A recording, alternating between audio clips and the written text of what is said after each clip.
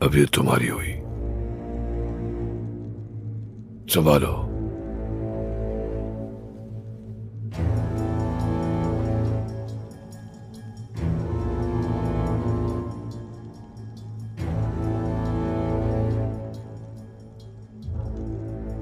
तुम्हें लगता है तलवार देने से मैं मंगोल बन जाऊंगा? चच्चा हैं तो ये मत समझिएगा कि मैं आपके खिलाफ तलवार नहीं उठा सकता। जरूर इस्तेमाल करो, किसने रोका है?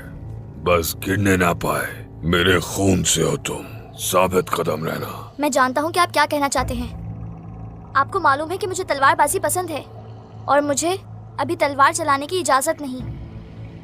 आप मुझे इसका लालच देकर अपनी तरफ करना चाहते हैं ना? तुम वाकई मेरे खानदान के हो, कोई शक नहीं।